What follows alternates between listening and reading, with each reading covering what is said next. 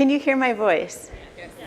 Okay, I'm a little bit nervous to be in this room. It feels very big, and in so many ways, restorative mindset is about breaking down barriers, like microphones, or rules, and also, or maybe traditional rules, and also it's very relationship based.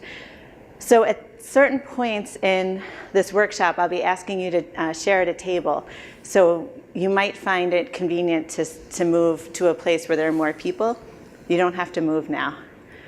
All right, so welcome. Welcome to the folks in this room, and then I also understand there are folks at home in probably pajamas with a nice cup of coffee. So welcome to you as well. Thank you so much for coming. I feel like the world is telling us right now that restorative mindset, restorative practices, it's so critical, and the world is, I feel like, getting ready for it. A lot of recent data is telling us that now is the time to really challenge some of our traditional thinking about handling difficult situations in the classroom and in the school. Okay, so I will start off by introducing the title of the workshop, Restorative Mindset and Ethical Practice. So often at our school, and I'll tell you a little bit about myself in a minute, but so often at our school we talk about pushing the boundaries, and it's really helpful to have that really strong ethical mindset as well, that ethical decision-making practice that we do so well as social workers. And so at the very end, I'll be talking about that and integrating it into the restorative mindset. So my name is Susan Burns-Chong, and I am very, very lucky to be working at the Brunswick School Department in Maine. So I am a school social worker for a small school. We're public, we're alternative and special education, and we serve students in grades 3 to 12. And we are kind of positioned on an old naval air base. And so we have a very kind of huge campus, a huge area that we can consider ours. And so we're able to use a lot of the resources that are on the old base as they transition it into a community setting. Also, my second hat that I get to wear that I'm really happy about is called the Collaborative for Perpetual Innovation. It's a bit of a mouthful. It's called CPI for short. We are a small side project. Basically, we decided at our school, a few of us, there's someone who's now the assistant superintendent at Brunswick. There's my principal, 2 teachers, and myself. And we started reading up on school climate and culture, and just really recognized that we wanted to bring Maine along, potentially the whole nation, in terms of positive school climate and culture. And so we started with a national conference our first year, when we just brought people in from all over to really look at this issue. And so now we have started to move into some school districts and some consulting, and it's been really a privilege and really fun, and it's one of my favorite things to talk about and think about. So here I am. I get to be with you and share what I know. And I have to say, one of the things that we always talk about at my school is that we want to fail proud. And so what we do is we take risks, we share out information, and we use these opportunities to grow our knowledge base as well, because we are forever students alongside our students. All right, let's see. I need my clicker. Okay. I should mention, I have been a school social worker for 6 years, and prior to that, I was doing some community organizing work, and I have been lucky to be part of many different systems, the juvenile justice, mental health, child welfare, and really looking at how all of these systems and policies and practices and research play into the work that we do. And all that being said, I just want to recognize for one moment the incredible responsibility that we as social workers have to do that. And I think we should all just take a minute to take a deep breath and be really proud of how we are the folks in the world who are kind of integrating all of these pieces so that they matter to young people. So go ahead, take a nice deep breath and be proud.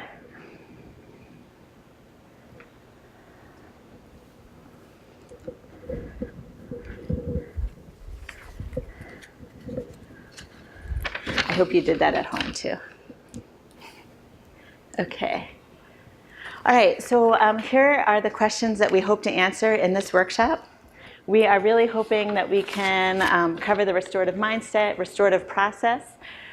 We will look at some of the developmental neuroscience behind why the practices and strategies are working. And then we'll look again at how do we strengthen professional boundaries ethically with sound ethical decision making. Okay. Okay, so I'd like to begin just with 4 simple ground rules for our conversations. And one of the reasons why I like this, I like to model this, these are the agreements and ground rules we have at school. So we keep it this simple. And typically what we do throughout the fall and a little bit into the winter, we take the time to make sure we're all in agreement about these 4 simple rules. And we really explore what they mean to students and what they mean to teachers. So as we move forward in this workshop, I just want to acknowledge that we all are coming with different experiences. And I think one of the things that I'd like to do is use this workshop as a vehicle for how to talk with our staff, our colleagues, about restorative mindset. So some of this might sound new to you, but some of this you might say, okay, this is a way to talk about it and to help shift. I was in a great workshop yesterday where we talked about broaching conversations about racial equity. And so in some ways, in so many ways, this is a similar conversation because as we know, discipline touches every part of the school experience, right? Teachers come into teaching hoping to change a student, to change a world, to teach someone the lessons that they didn't learn. And we all grow up with our own disciplinary practices. We grow up thinking different things. And so schools are given the opportunity to really look at that, and it can become deeply personal. So this is a vehicle to really explore how you could bring this to your school. All right, so we'll start off with a question we like to raise, and that is if a student struggles with math or any other academic subject, how would most teachers respond? So likely, a teacher would respond with a rigorous course of study. It would be curriculum-based. There would be tutoring after school. There might be more compassion for that student when correcting the test, knowing that the student is working on a subject. And if a student struggles with behavior, how would teachers respond? And so often, it's the zero tolerance policies. It's more traditional means of discipline. And so research is showing, of course, the disproportionality of suspensions, expulsions, and detentions.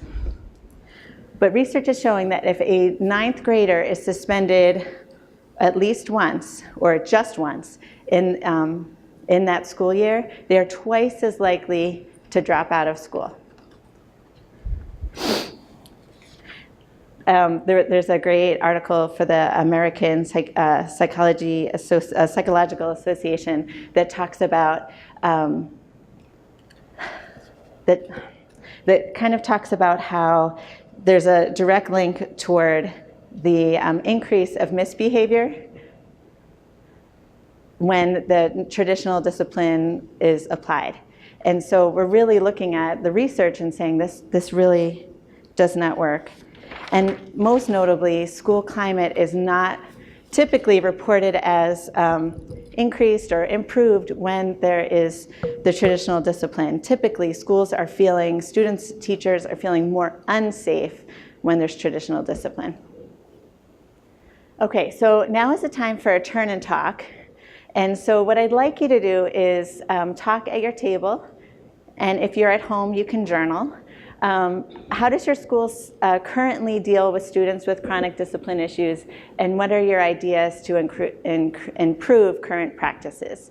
So I will give you about 3 minutes to have this conversation. If you're sitting with folks you already know, if you want to move to another table, you can do that too.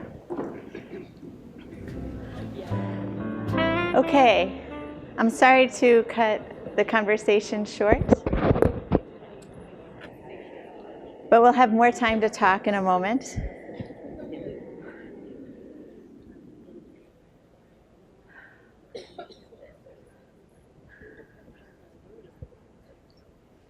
I just would like to mention that I have put a resources page on there, and someday I'd love to get my PhD. But right now, I'm not totally comfortable talking about research. The numbers get all jumbled in my brain. So I have a resources page you can access, and it's on your app so that you can kind of refer to some of the things that I've talked about. I'm working on it, work in progress. Okay, so one of the things that we find really helpful at our school is to remind ourselves of the origins of student misbehavior. One of the key pieces that we like to do is talk about choices in the school that might result in a restorative conversation or restorative practices as being misbehavior. We don't like to say like, oh, those naughty kids, those bad kids. It's misbehavior that is a maladaptive attempt to get needs met. And that somehow at its core shifts the way we're looking at that student and shifts the way that we respond.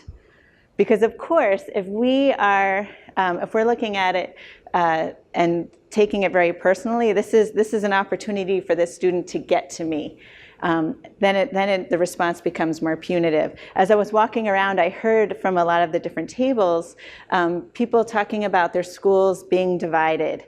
Or being in conflict about restorative practices. So that struggle is real, and it is because discipline and how we were raised, what we're familiar with, what we think will solve the problem is so close to our hearts. And so it really is important to talk about this with the same openness and the same scaffolding almost that we would use when we're working with our students. Right? Because the teachers themselves in this are students of this mindset. So it shifts things when we think about fear, boredom, or lagging skills, and the behavior becomes the communication. I think a great example, a student at our school that we've had in the past, Chris, I will use the name Chris, he would choose the lessons that our middle school teacher had prepared so carefully as the time when he would get up and just kick a chair. And so the vibration of the chair would just resonate in the classroom. Or he would kick a door and storm out. And so he was always kind of looking for this biofeedback, this kind of trying to integrate what was happening inside of his body.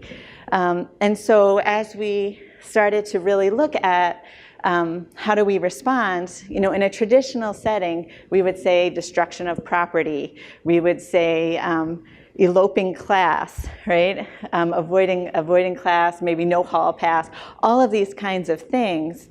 But really what he was trying to tell us in the end is he did not feel comfortable reading. And so in the 8th grade, he's being asked to do something. His teacher, who's worked really hard on the lesson, could have gone down that road of, you are responding to something. I spent the entire weekend on that lesson, and I sacrificed my family time. But But we really try not to do that at our school because we're always trying to think of like, okay, I just saw this. What does this mean? What does this really mean? What is the student telling us? And so the restorative mindset, in a nutshell, because I haven't really defined it yet, is a value system that promotes relationships as the cornerstone of learning and growth. And so this is our opportunity to say that all of the behaviors we're seeing are the result of wanting to learn.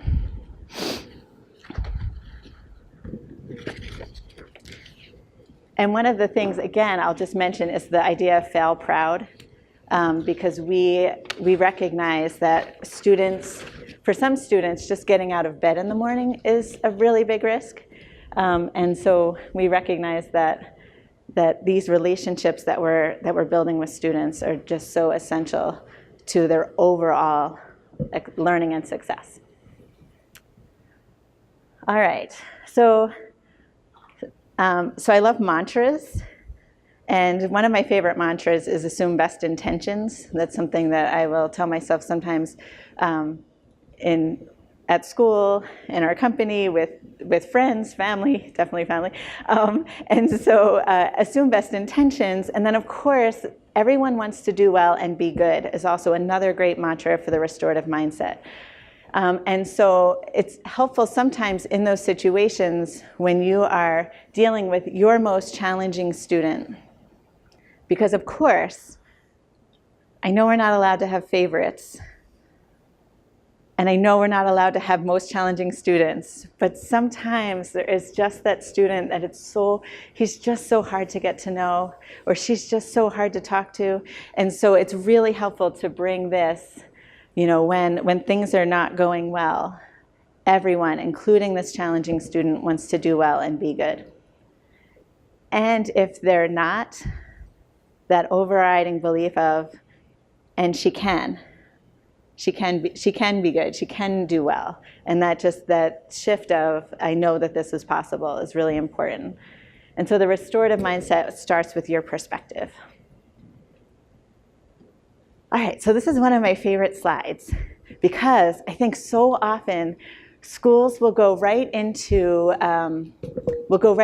okay, restorative practices, great. We are gonna do restorative practices. Let's start a circle this morning.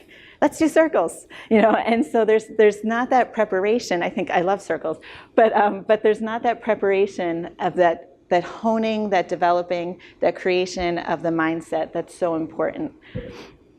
And so we talk about connectedness and trust, a strengths-based approach, accountability, so that it expands just beyond the vice principal. The poor vice principals of our country, it's just, I can't imagine. So this shares accountability across teachers, colleagues, districts, and then of course, curiosity. So I like this because it shows the importance of doing that groundwork before we jump into anything.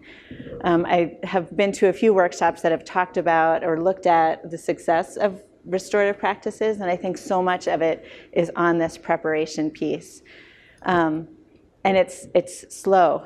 I loved what Myrna said yesterday, just persistence and patience, and that incrementalism, that incremental change that can happen is so critical. Just that sense of soon we'll be there, soon our school will be ready. So I'll talk a little bit about some tools and strategies, but just a few more slides on mindset. I also, I love Despicable Me, the characters there. I don't know if that's Bob, I'm not sure. But I love this because so often we can be in a situation and we can look at something with curiosity, or we can look at something with anger and judgment. And so if we can start as our own practitioners of restorative mindset, if we can start to pay attention to those moments of, do I look like Bob, or do I look like the Incredible Hulk? I think it's a really important moment. It's an easy image to bring to your mind so that you can really connect with what's happening inside of you. in those situations where you feel like, wow, you've really been pushed, or you've really been challenged in some way. Does that sound clear, the curiosity and judgment piece? Do you want me to give an example? You're good? Okay. We're social workers. We get this. Okay. So a restorative mindset leads to a restorative process. So as social workers, of course, we love metaphors. And I think that we are sowing seeds, of course, in our teachers, most importantly, in our students, also importantly, and so often in our communities, and just really kind of getting the ground ready for these kinds of discussions. The challenge is sometimes that it might take 2, 3, 4, 5 years to really have it come to fruition. But so often when it does, it looks like that little garden on the bottom right, where it's sometimes difficult to imagine, but when it does come, it's really very exciting. And again, it's that patience and incremental change. One of my favorite things to do is to go whale watching. Has anyone ever done whale watching? Raise your hand if you've gone whale watching. Okay, awesome. So my first whale watching trip, I went out on the boat and saw nothing. I saw absolutely nothing. Everyone, you kind of go on a boat and you stand on the side of the boat and you wait, you look out into the ocean and you wait and you wait and nothing happens. But I found that hope, that excitement, even more savory, even more delicious than actually seeing a whale. And so it was my favorite trip. And I've gone after that and I've seen whales and I've loved it. But just that delicious hope of maybe I will see something. And so what I find I do is I call myself at school, I'm a whale watcher.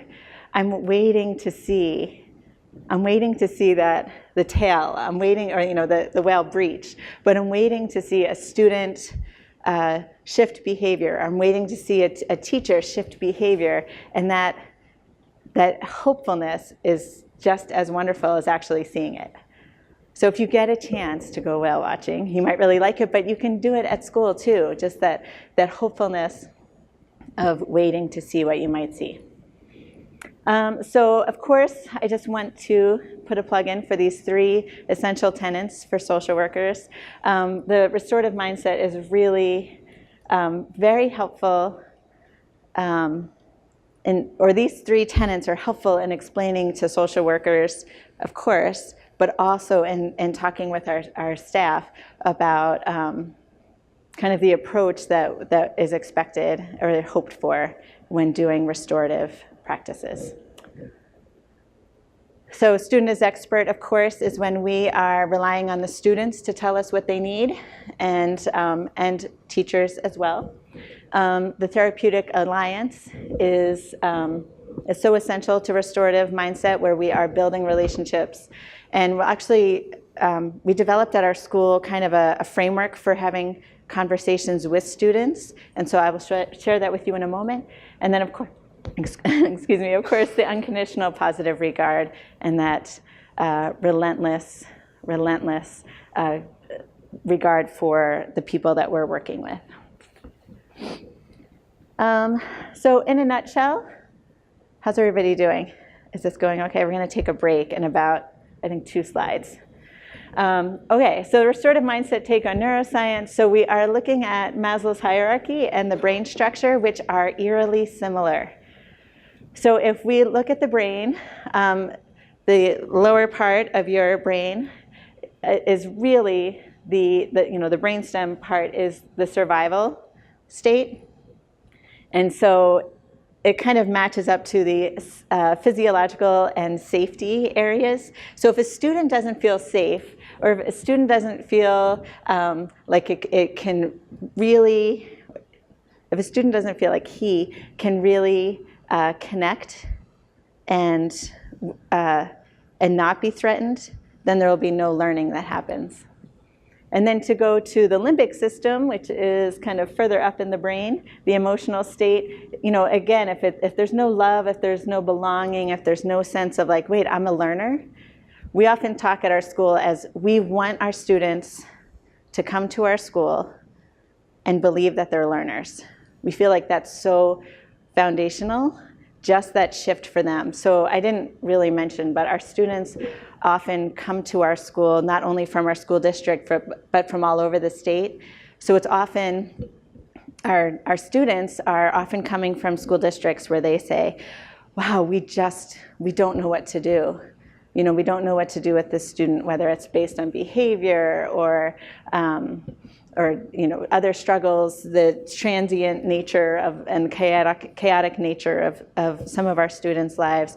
And then sometimes it's just schools will say, we're not serving the student the best we can, we don't know what to do. And so they come to our school, and so so we're often shifting their own perspective of themselves as learners.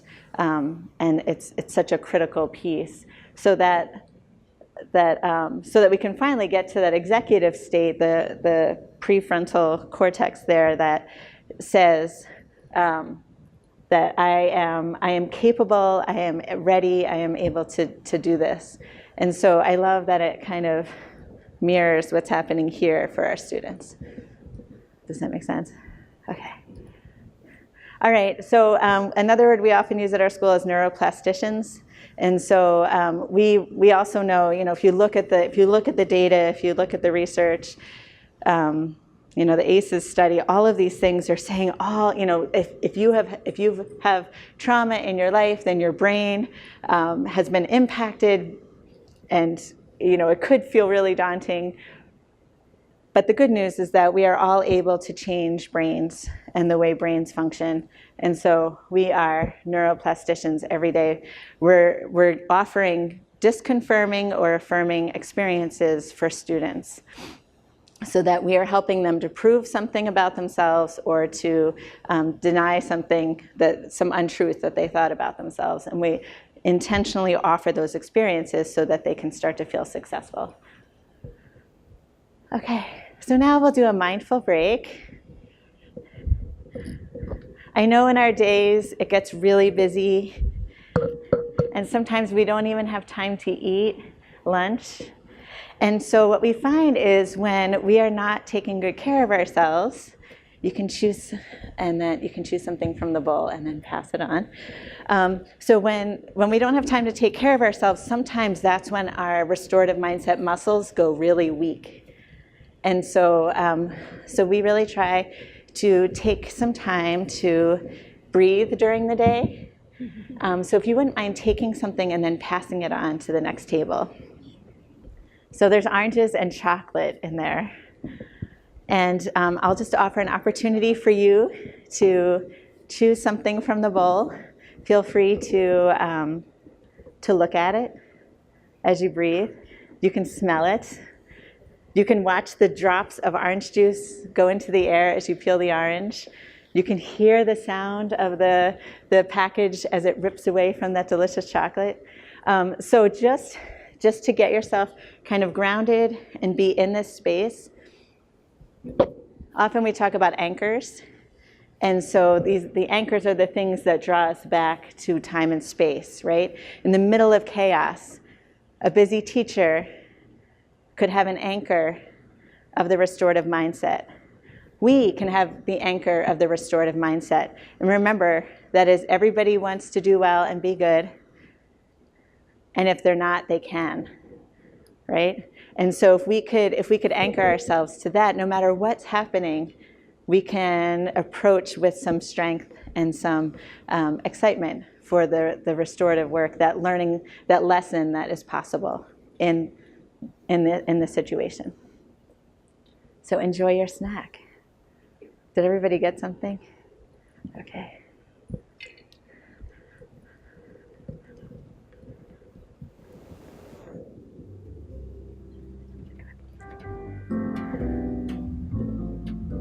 Okay.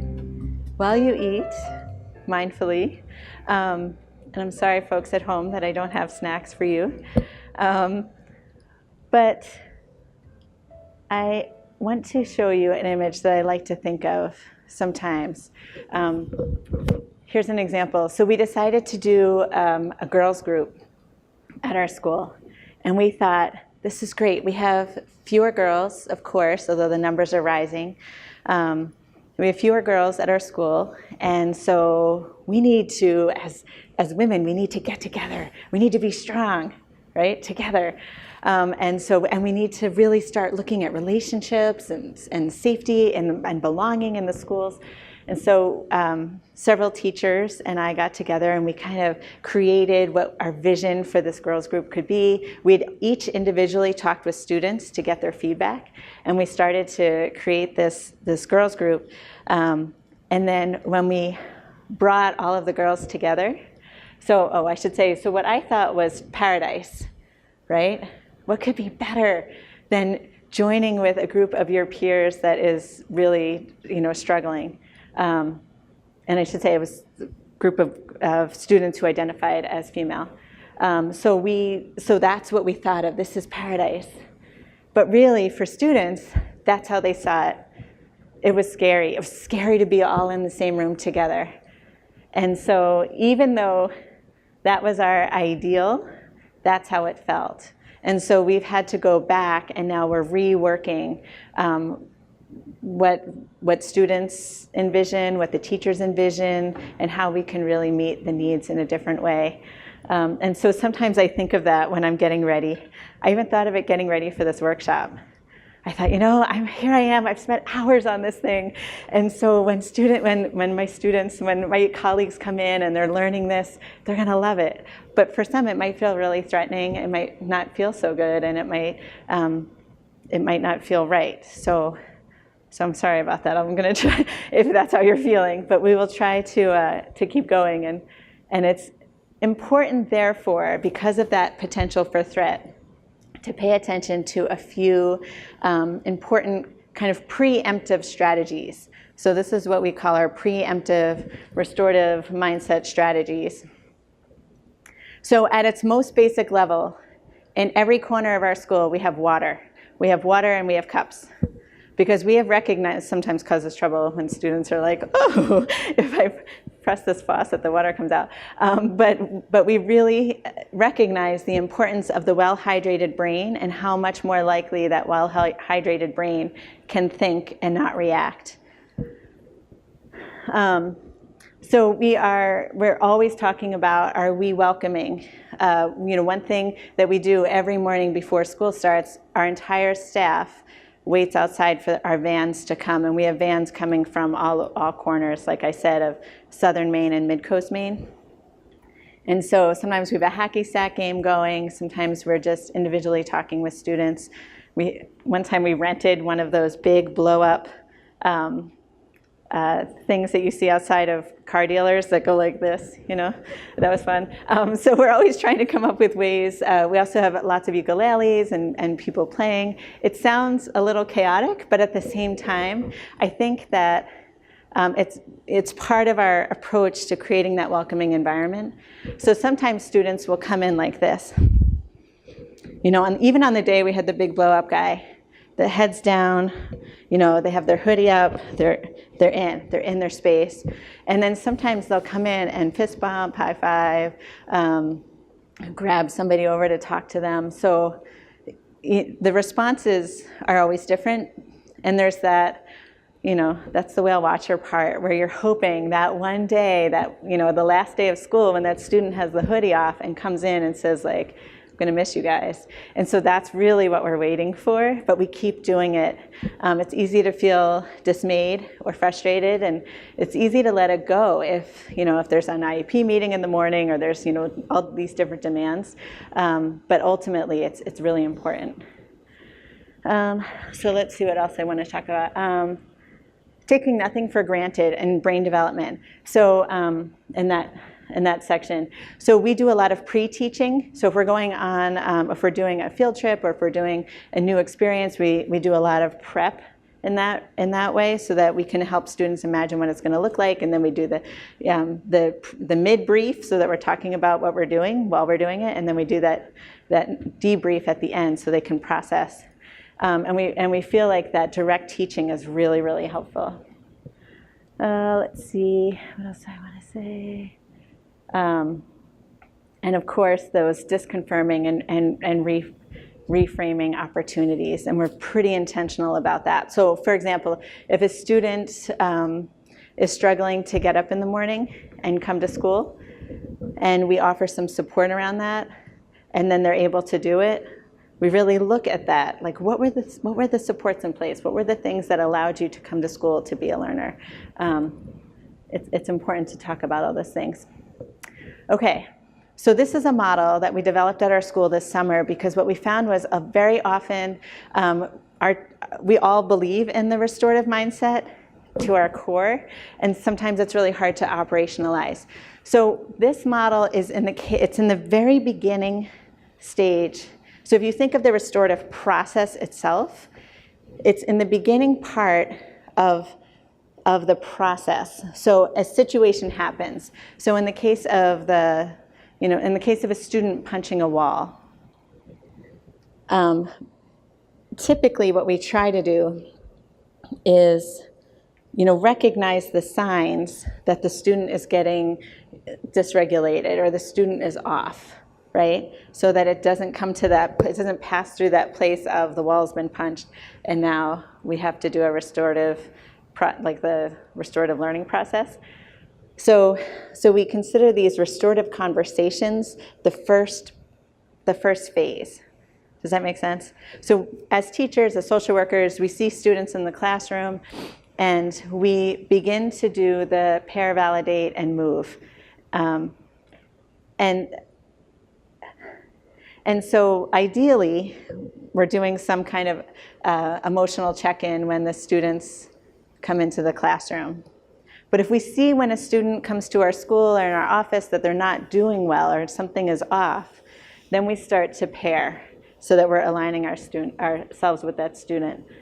And then when we start to get to the heart of what's going on, we validate that, which is, of course, really tricky when the thing that's upsetting them is that they're really mad at a teacher, or they're really mad at their principal or vice principal. And so figuring out how to artfully validate without agreeing, right? And then moving forward, so taking that next step together. And so that ideally, preemptively, we're addressing where students are, and then in the moment. So this can also be used in the moment. So in the case that the student kicks the chair, you can pair with that student, you can validate the feelings that came into that, and then you can move forward. The moving forward might be, let's step outside together. And it can be moving in that direction. It can also be, okay, let's re-engage with what's happening here in the classroom. It's a softer approach so that it doesn't have to be, you kick that chair and now you have detention, right? Because so often it can go that quickly. So this is a tool that we've asked teachers to try. And so this summer, we kind of created it. Bear Shea, who's a licensed clinical social worker who works with me as well, created it together. And so we talked about it this summer, and then we've continued to talk about it through the year with our colleagues, just to check in, like, is this working for you? Does this feel right? So what I'd like to do, this is the next slide. So it's a quick turn and talk. What are the behavioral challenges that have stopped you in the classroom or school? And I don't know if that's the right question. It might be more like imagine or remember or think of a time when you saw something or you experienced something that was punishable, I guess, if you were to say by your school standards, and how you handled it, and how you might, or how you did, use the pair, validate, move in those situations. And if you didn't, and you feel like, wow, I could have handled that differently, I'd like you to write down what you might say. So I'll bring this. Does that all make sense? So think of it something that really stumped you, and then how you handled it or how you would have handled it differently, knowing the pair, validate, and move. Yes, that's essential. All right, let me know if you have questions. I can come to your table. Okay, I think I'll bring us back. Some of the themes that I heard in the conversations, some of the themes that I heard in the conversations were themes about really, really challenging behavior, really sometimes feeling like this is not, we can't make a difference with this student. I also heard things about, worries about if we create our school to feel really safe, then students go home and then don't feel safe again. And so how do we balance all of those things? I mean, the challenge is real. I am not saying that this is simple by any means. Does that feel like something that maybe teachers could get on board with? It depends on which teachers, I guess. That's true. But it is something that we are finding that we need to practice, especially, again, because this is such a personal issue, such a deeply personal practice, how we deal with challenging behaviors. Okay, so I'd like to offer this slide then for some concrete strategies for those moments of thinking to yourself, this is really hard work. So often with our students, we talk about increasing the distance between the flame and the dynamite. And so this is a metaphor that a lot of students like. So if we can help students, we can also help teachers and colleagues, we can even help ourselves to increase the space between the trigger and the explosion, right? So making space between the flame and the dynamite. And so sometimes we even use this motion. And when we do that, we ask students to recognize what that feels in their bodies. It opens up their chest so that they're able to get breath more easily in and out. So even in the moment, we might say, let's put some space between the flame and the dynamite. And they will go like this, and it just can open things up a little bit.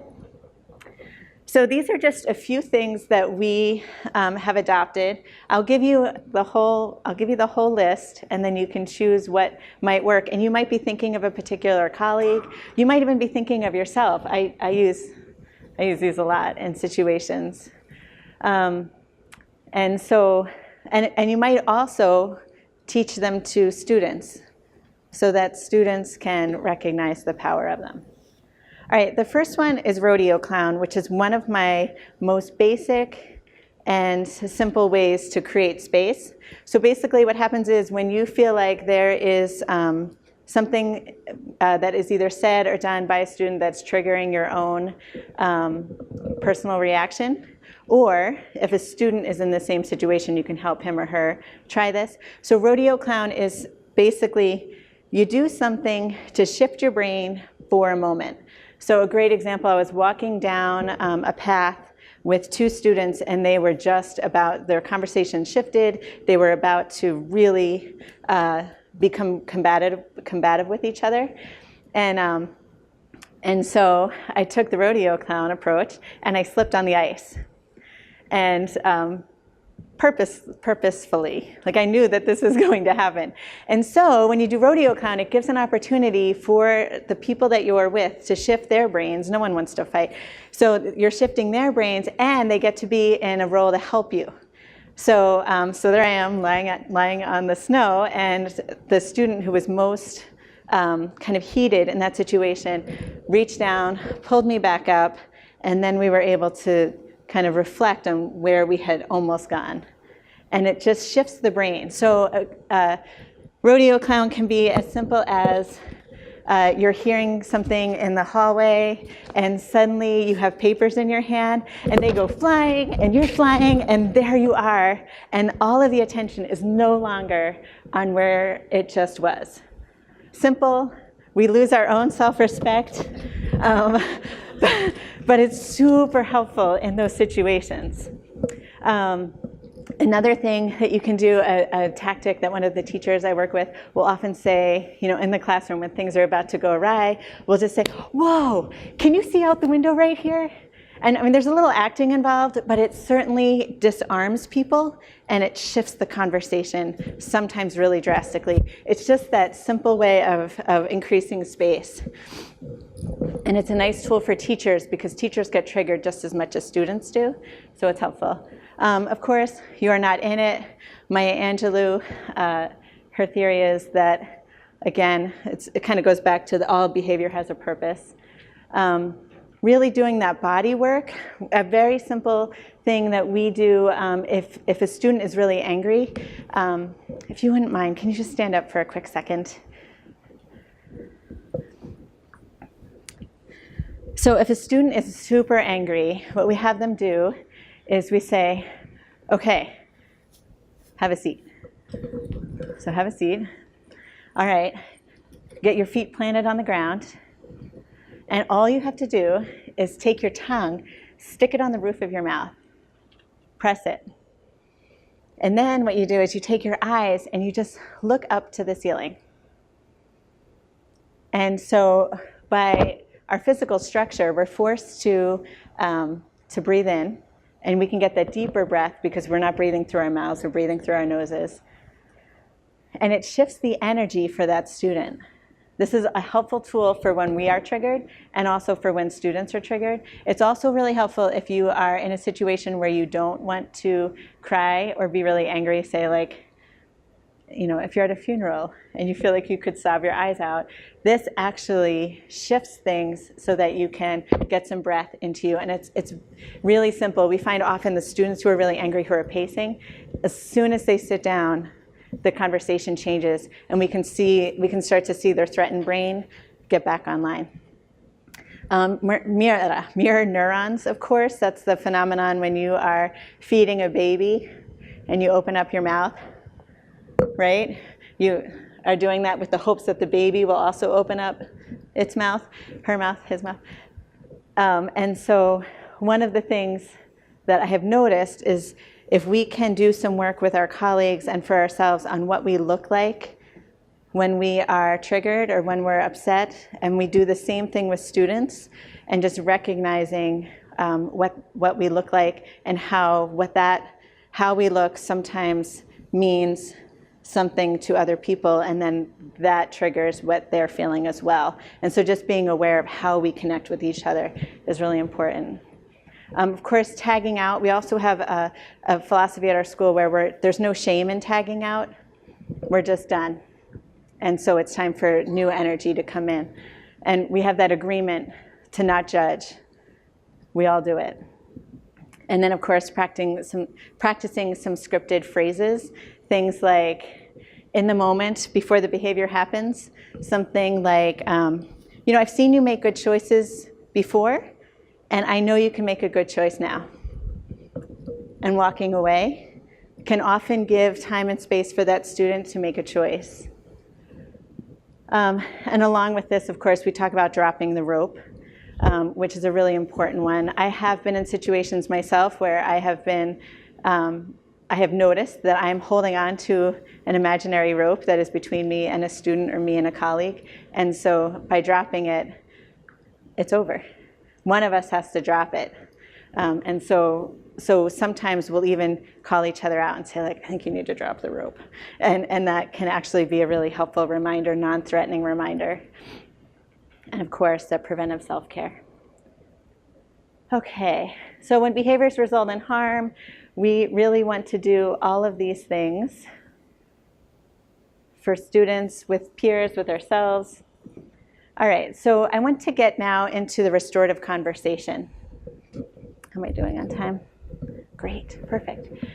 Okay, so you will notice in your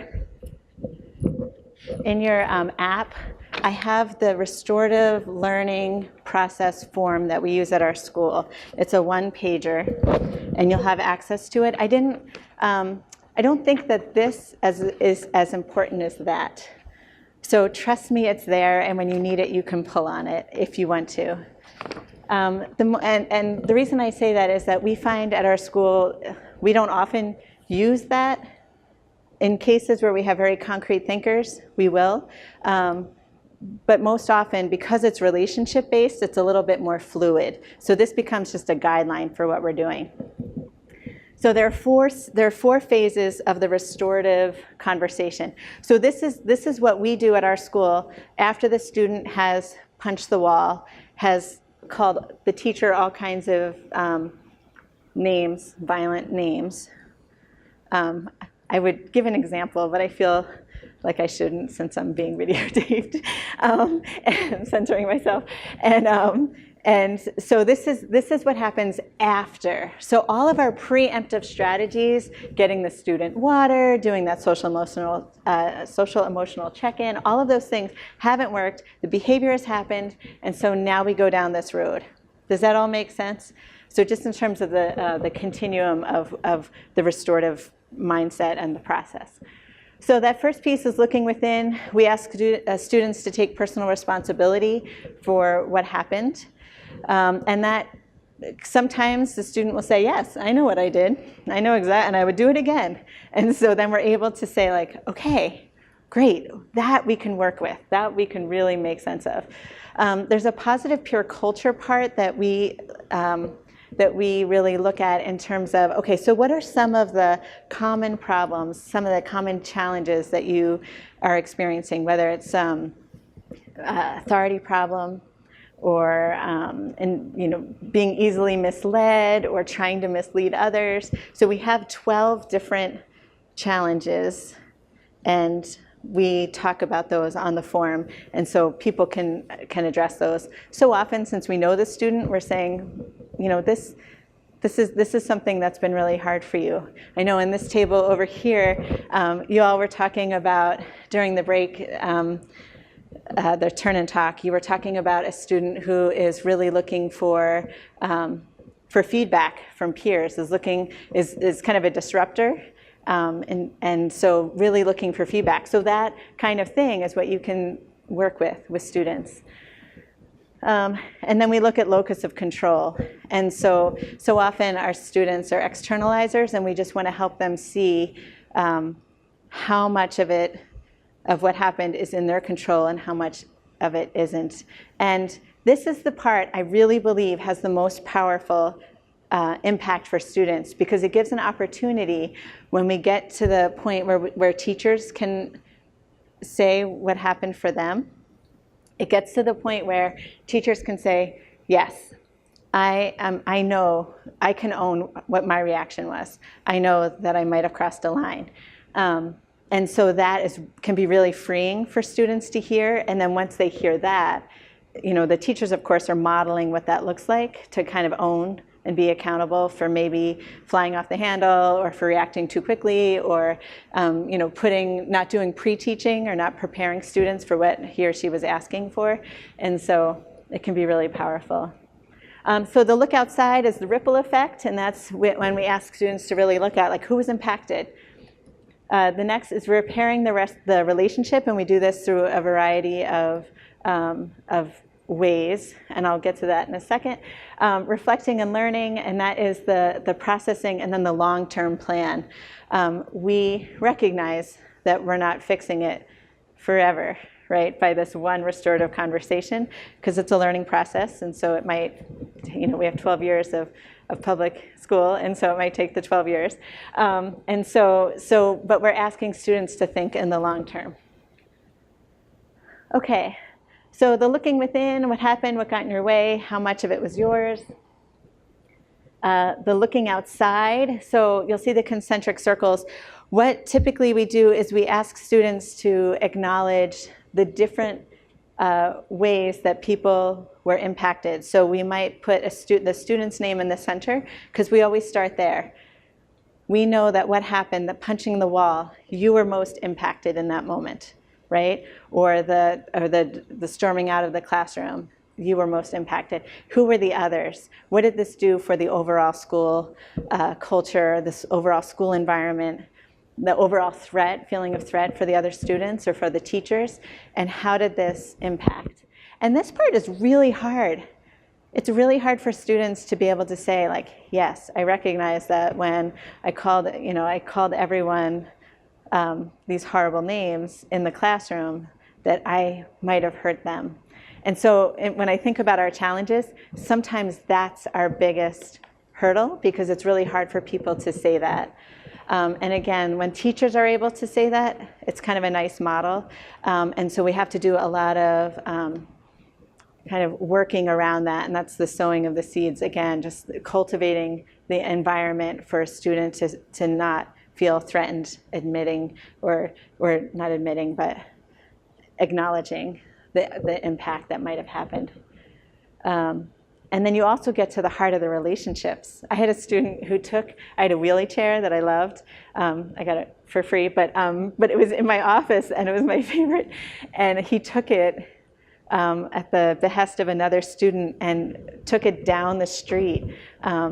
And when it came back, there were no wheels. I don't know where the wheels went. The fabric was ripped and everything. And it was one of our hardest conversations, because it's a student that that I feel like we have really been developing a relationship, and so it really gets to the heart of that sometimes. And we often say, like, the students who need love the most often deserve it the least in that moment, right? And so in that moment, I was kind of mad, and so we ended up having to really do all of that hard work around restoring the relationship in a very real way. So some of the ways that we repair relationships once we get through that difficult conversation. Sometimes students, by the time they're done with that first part, are so happy to be thinking about, okay, how can I make this right? Because I don't want to exist in this anymore. It's really hard. And then sometimes students, this is also can be a real trigger for students, where they say, like, oh, you're asking me to really step out of my comfort zone. So we try to be creative here. Sometimes if it's a hole in the wall, we're actually patching the wall. Sometimes a verbal, written, or recorded acknowledgement. We don't ask getting all choked up. We never ask students to apologize. That is like a fundamental belief we have. Just acknowledge. And so typically in the acknowledgement, students are apologizing, but they'll say, like, don't tell me to say I'm sorry. We can't. And so the verbal, written, or recorded acknowledgements are really powerful sometimes.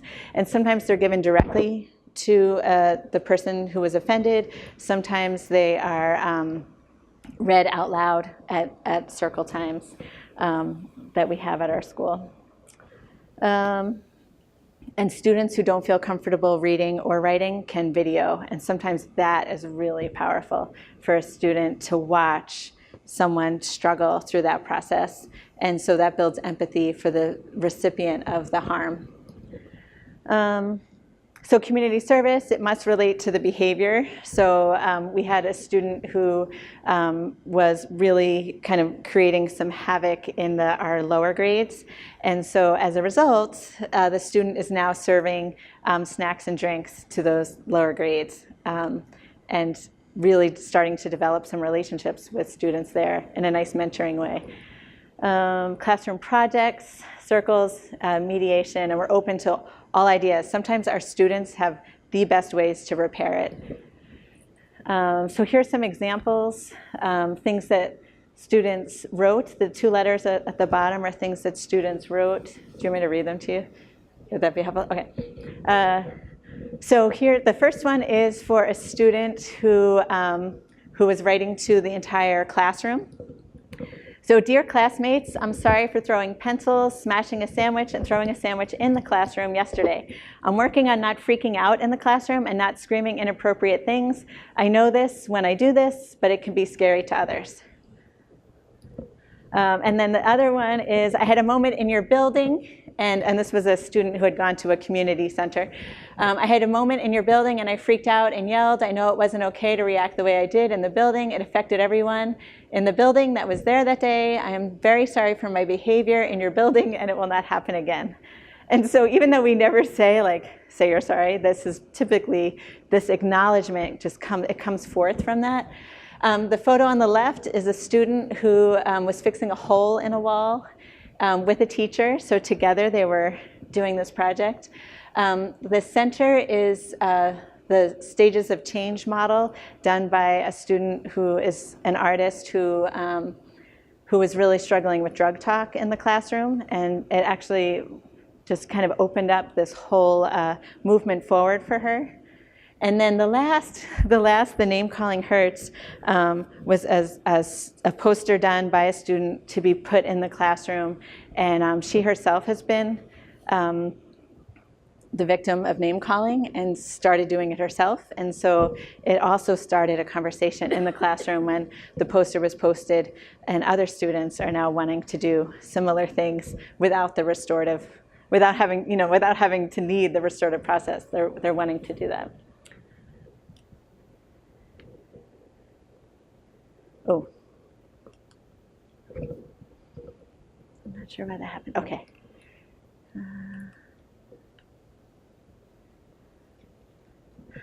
So that last piece, reflecting and learning, is really important for students.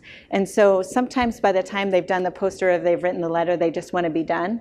But we often talk about, like, the path that they're on and how do they want to stay on this path. And so we try to get really concrete with what kinds of things you want to try, or what kinds of supports you might need. Sometimes they'll say, you know what, I just need a motor break. Or they won't say that, but I just need a break at 10 o'clock. I've got to get out. I have to pace the halls. And so sometimes, again, student is expert, we don't know this truth. And so when we hear that, okay, that is something we can do. So what other supports would you need so that you're not in this situation? What can we do? What are some things you want to commit to? We always ask students for a commitment so that they're saying, like, and I'm going to commit to doing it this way. I'm going to commit to putting some space in there and the ways I'll do that for myself. I want to talk with this student first, before I react in that way. One thing, let me see where I am. One thing that I didn't talk about was the mediations. And so that is another piece that we do often, that direct communication with students or with staff, or with the people who've been harmed can be really powerful. So we certainly do that. We do a ton of prep beforehand so that we know what students want to say, and then we help to translate that to each other. So this is just a word on adaptations to the process. So diesel therapy, I don't know if you all are allowed to drive students, but sometimes we find that when we are in a vehicle and the student is in the vehicle and we're looking forward and not at each other, it becomes a little bit easier to have that conversation. And so even though we're not using the form, we're still going through those 4 phases and the steps, the 7 steps. Hiking, walking, drawing it out. We find with our younger students, sometimes drawing out what happened can be really helpful. Acting it out. We're starting to use social stories. And of course, those developmentally appropriate tools. I actually have another tool on my app thing that shows a different way, kind of a more less linear way of thinking about this conversation that we've used in the past as well. So that will be there for your resource. Okay, anything about all of this? Any questions so far? I just want to do a time check. Okay. Do people feel like this could be possible in your schools? Like, if you think that this is possible, if you could give me a thumbs up. If you think it's going to be possible, if you think it's going to be like a cakewalk. Do you guys have cakewalks? Okay, that's the main thing. But if you think it's going to be super easy to get some of these things going, you can do thumbs up. If you think it's going to be hard but possible, and then if you think there's just no way your school will ever buy into it.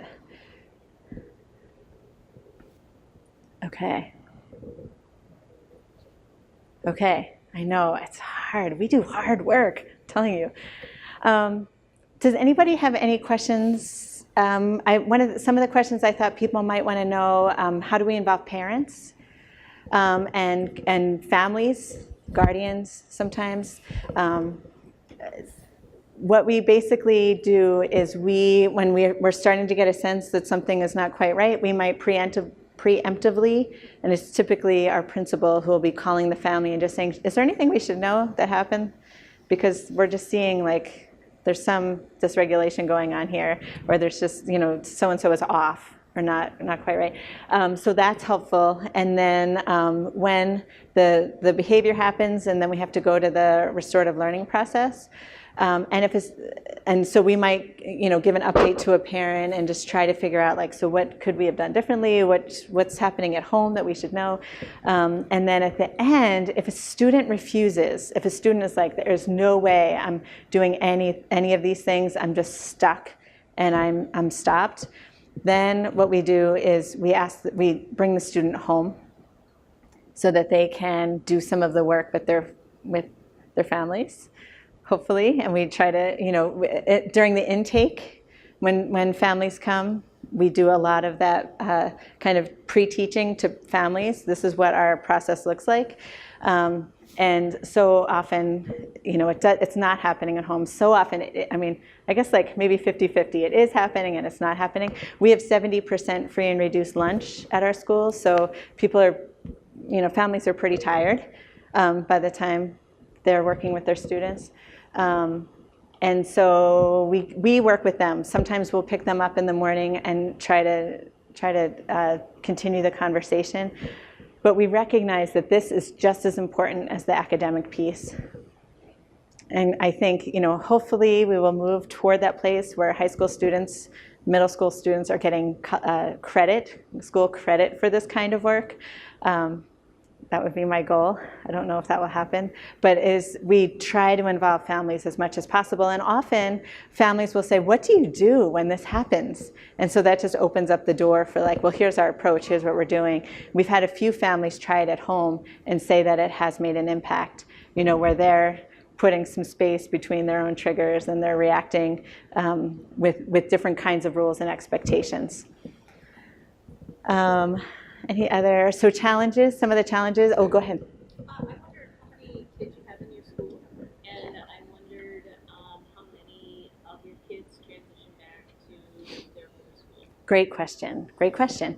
So the Real School's been in operation since 1984, but we've had many different iterations of it, and our logo is actually the phoenix. Because we keep kind of rising from the ashes, and we often I think that our students acknowledge that as their emblem as well, because they often are rising up from like really difficult situations. Right now we have 45 students. In the past we've had as many as 68, but we're in a new school building right now. Our hope is to kind of grow it. And so I recognize in terms of replicability, we're in a really, really unique situation because we are small. But I also know that in larger schools even, there are smaller pockets, right? You have like houses or you have teams. And so even within those, if we can be adopting that mindset, it can be very easily replicable, especially if we're all on board and that the accountability is shared among all teachers. Truly, about 90% of the behavior that happens should be addressed in the classroom by the people experiencing it, right? That would be the best. That would be the most natural way to have that conversation. And so in terms of going back to school, right now we have about a 98% graduation rate, which we recognize is really high, but again, we're really small.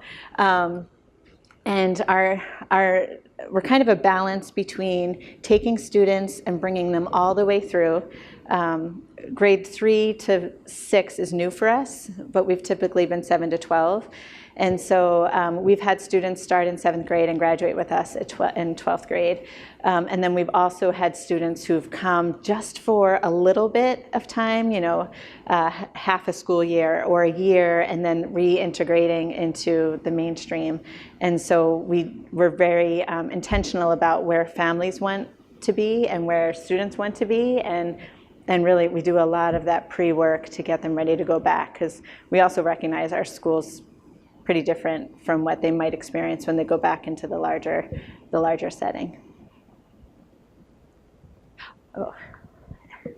So can you speak to how traditional high schools are or can implement this and kind of marry it with their current like codes of conduct and traditional discipline? Like, how does that work for your kids who go back into maybe a more traditional setting where more traditional discipline practices are in place? Because I feel like that's, you know, kind of what I foresee as kind of being a bigger challenge because of some of those zero tolerance policies and this very kind of black and white structure as far as, you know, this infraction happens, this is the consequence sort of thing, and how that tends to spiral for some of the kids that this would be most useful with. Yes. So the question is about how would you take what I'm talking about and translate it into the larger setting? And so That isn't strictly alternative. That isn't strictly alternative. So basically, what we have found is that the research is saying, please stop the zero tolerance discipline because it is not working in any way. And so this is where I feel like I'm hoping you can feel free to use my slides. You can give me a call. We can come out to your state. We can talk about it. But what we're finding is that there's solid data on the zero tolerance doesn't work. And so, of course, social workers, the brave souls we are, we're in a position to challenge those policies and to challenge the structures that are really kind of re-traumatizing our toughest students, our most challenging students. And so I would say it's beginning those conversations with administration, with colleagues, building a whole team of colleagues who say, yes, we really want this. There's actually a school district near Portland, South Portland, where they have said, the teachers have said this very thing. They have said, we recognize we want to shift things. And it's a very large school district. And so they created with CPI, with our organization, a whole series. It's like a 14-week series of teachers coming after school. It's a cohort of teachers who are learning about restorative mindset, and then they're practicing it in different ways. And so we just did our first series this fall, and then we'll do another series in the spring. And within the school district with new teachers. So it's a model where where larger schools are saying, we want this, we don't know how to quite do it yet. And there's some resources on my resources page of things, book groups. A lot of schools are doing, are reading some of the books that I have on there to really start the conversation and have a unified language around it. Having that language is really helpful so that when people are, when like I said, when people say, I need to tag out, or what does the student need? Intrinsically you're talking about that restorative mindset.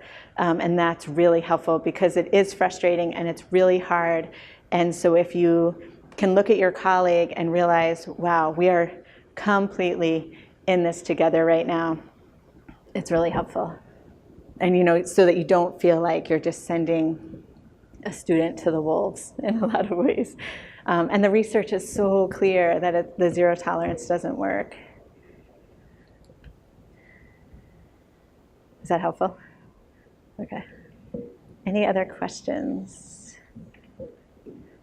So just as a side note, we are tracking some data. So we're looking at attendance rates, which we're seeing go up. We're also looking at school engagement, self-concept.